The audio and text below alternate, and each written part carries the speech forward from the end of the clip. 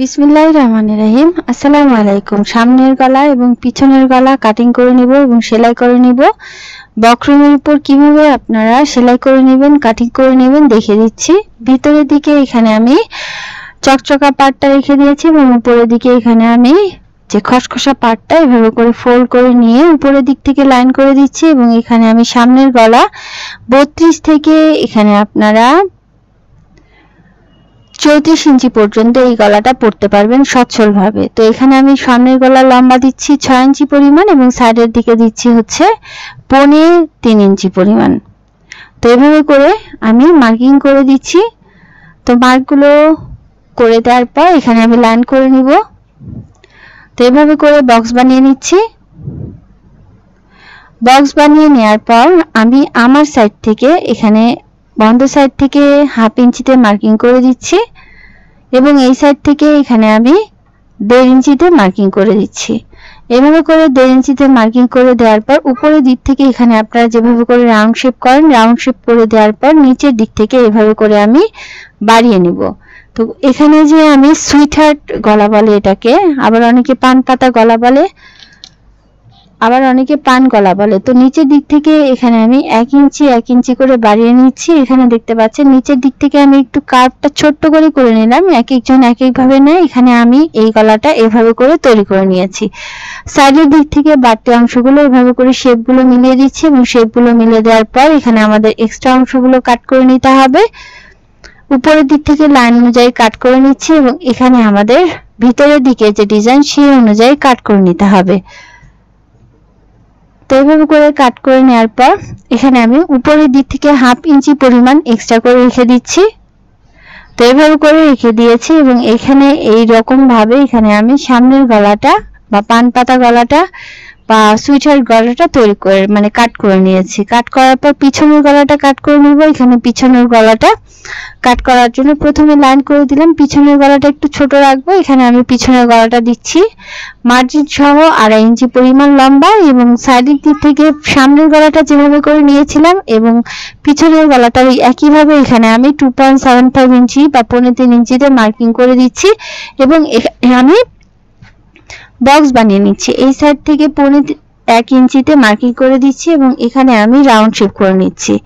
একটু ডিপ করে গলাটা তৈরি করে নিচ্ছি এবং এখানে আমাদের সাইডের দিক থেকে 1 ইঞ্চি বাড়তি অংশ নিয়ে এভাবে করে কাট করে নিচ্ছি। এক্সট্রা অংশগুলো উপরের দিক থেকে কাট করে নিয়ে ভিতরের আমাদের শেপ অনুযায়ী কাট করে নিতে হবে। উপরের দিক থেকে ওই একইভাবে 1/2 ইঞ্চি পরিমাণ ধরে নিয়ে কাট করে নিয়েছি। এখন যেহেতু এখানে আমি পেস্টিং পেপারের উপর এভাবে করে কাট করে নিয়েছি, চকচকা পাটের উপরে এখানে আমি আঠা লাগিয়ে নিয়েছি এবং এখানে আমি এক টুকরা কাপড় নিয়ে নিয়েছি। কাপড়টাকে উল্টা সাইডে রেখে এখানে আমি এই বক্রম বা পেস্টিং পেপারটা এভাবে করে বসিয়ে দিচ্ছি। তো ব্যাক গলাটা ওই একইভাবে বসিয়ে দিয়ে এখানে আমাদের সাইডের দিক থেকে 1/2 ইঞ্চি পরিমাণ কাপড় রেখে দিতে হবে এবং বাকি কাপড়গুলো কাট করে নিতে হবে। তো উপরের দিক থেকে এখানে আমি সমান করে ধরে নিয়েছি এবং এখানে আমি সাইডের দিক থেকে 1/2 ইঞ্চি কাপড় ধরে নিব সামনের গলা এবং পিছনের পার্ট দুইটার নেক পট্টির জন্য।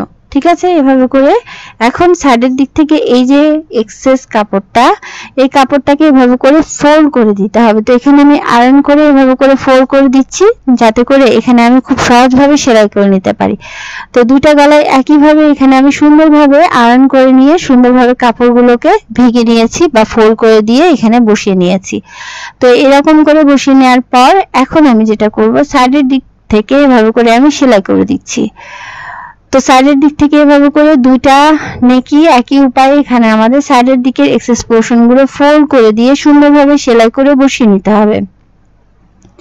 তো এভাবে করে বসিয়ে দিয়েছি। এখানে আমাদের পটিটা রেডি। এখন পটিটার মিডিল বরাবর এখানে আমি ছোট্ট করে কাট করে দিচ্ছি।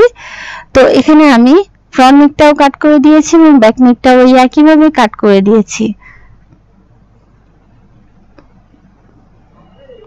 তো এইভাবে করে আমাদের কাট করার পর এখানে আমাদের গলার পট্টিটা রেডি। এখন গলাটা আমাদের তৈরি করার জন্য এখানে আমাদের মেইন পার্টটা নিয়ে নিতে হবে।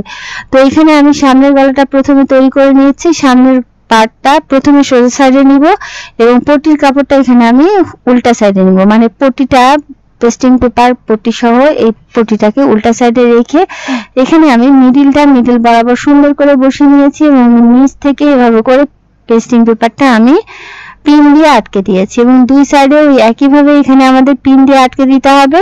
এই সাইডে পিন দিয়ে আটকে দিয়েছি এবং আমার হাতের ডান সাইডে পিন দিয়ে আটকে দেওয়ার পরে এখানে আমি এই পেস্টিং পেপার বা বক্রমের ধার ঘেঁষে সেলাই করে দিব। তো ডিজাইনটা সুন্দর করার জন্য সুন্দরভাবে এখানে আপনারা একদম সাইড বরাবর সেলাই করে দিবেন। তো এইভাবে করে সাইড বরাবর সেলাই করে নিচ্ছি। সেলাই করার পর এখানে আমাদের 2 পয়েন্ট পরিমাণ কাপড় রেখে বাকি কাপড়গুলো কাট করে নিতে হবে। তো এখানে আমি 2 পয়েন্ট পরিমাণ কাপড় রেখে বাকি কাপড়গুলো কাট করে দিচ্ছি এবং এখানে আমাদের ছোট ছোট করে কাট করে দিতে হবে। কাটের সময় খেয়াল রাখবেন এখানে আপনাদের ভিতরের সেলাইটা যাতে ছিঁড়ে না যায়। মিডিলের কাটটা সুন্দরভাবে করে নেবেন। তো এখানে আমি মিডিলের কাটটা খুব ভালো করে দিয়ে দেওয়ার পরে এখানে আমাদের হাতের ডান সাইডের যে কাটগুলো সেই কাটগুলো একইভাবে দিয়ে এখানে আমি এভাবে করে গলার পট্টিটাকে উল্টে দিব। তো গলার পট্টিটাকে এভাবে করে উল্টে দিয়ে পট্টিটার উপরে এখানে আমি চাপ সেলাই বসিয়ে দিব।